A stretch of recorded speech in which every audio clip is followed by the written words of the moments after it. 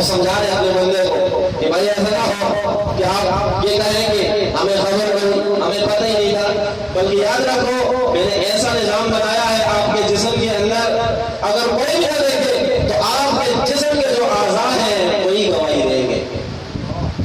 جو آیت میں نے خود میں پڑھی اب اللہ کے سامنے، اس کا کیا مطلب؟ قرآن مجید میں اللہ پاک کیا فرماتے ہیں کہ چلو اگر کوئی چیز آپ کے خلاف گواہی دینے والے نہیں تو پھر یاد رکھو الیوم نختم علی افواہہم، تمہاری زبانوں پر مہر لگا دی جائے گی، تمہاری زبانیں بند۔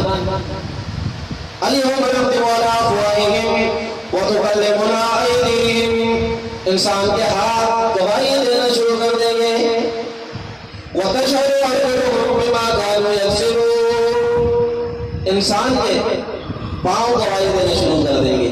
یہ ہاتھ جن کو ہم اپنا ہاتھ سمجھ رہے ہیں نا کہ یہ میرا ہاتھ ہے، اسی کے ساتھ دوسرے کے اوپر ظلم کرتے ہیں، اسی کے ساتھ دوسرے کا حق چھینتے ہیں، اور اسی کے ساتھ ہم کتنے گناہ کر رہے ہوتے ہیں، کس کے لیے؟ انہی کے لیے، اس جسم کے اعضاء کے لیے۔ لیکن میرے محترم دوستوں، یہی جسم کے جو اعضاء ہیں کل ہمارے خلاف گواہی دیں گے۔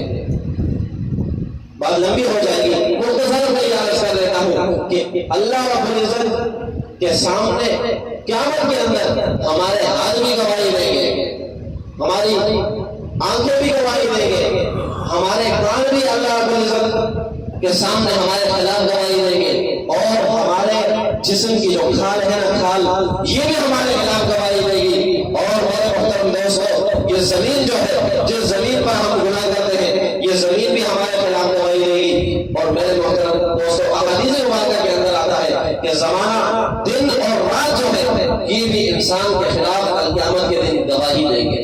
تو اس لیے میرے محترم دوستو، گناہ کو گناہ سمجھے، اور کسی وقت بھی اگر کوئی آدمی گناہ کرے تو فوراً اس بات کا استحضار ہو کہ میرا رب مجھے دیکھ رہا ہے۔ یہ جو ہے نا، یہ اللہ رب العزت کا جاسوسی نظام ہے، میرے ہاتھ مجھے دیکھ رہے، کل یہی ہاتھ میرے خلاف گواہی دیں گے۔ اور یاد پتہ ہے کہ جب ہاتھ پاؤں جسم انسان کے خلاف گواہی دیں گے نا تو زبان کے اوپر مہر لگی ہوگی، لیکن ان کا آپس میں جھگڑا ہوگا، زبان کا اور باقی اعضاء کا آپس میں۔ وقالوا لما شهدتم علينا، یہ زبان کال سے کہے گی لما شهدتم علينا، میرے خلاف گواہی کیوں دیتی ہو تو؟ حالانکہ تمہیں خوش کرنے کے لیے، تمہارے مدد کے لیے تم نے سب کچھ کیا تھا، آج میرے خلاف گواہی دے گی؟ تو وہ کیا جواب دیں گے؟ وہ اعضاء کیا جواب دیں گے؟ وہ جلد، وہ کھال کیا جواب دیں گے؟ قالوا انطقنا الله الذي انطق كل شيء، آج مجھے اللہ رب العزت نے اختیار دیا ہے اور آپ کے اوپر مہر لگا دی، جیسے دنیا کے اندر اللہ رب العزت نے گویائی کا اختیار صرف زبان کو دیا تھا، تو قیامت کے اندر اللہ رب العزت باقی اعضاء کو گویائی یعنی بولنے کی صلاحیت دے دیں گے اور زبان کے اوپر مہر لگا دیں گے۔ آج اللہ رب العزت نے ہمیں اختیار دیا، اس لیے ہم تمہارے خلاف گواہی دیں گے۔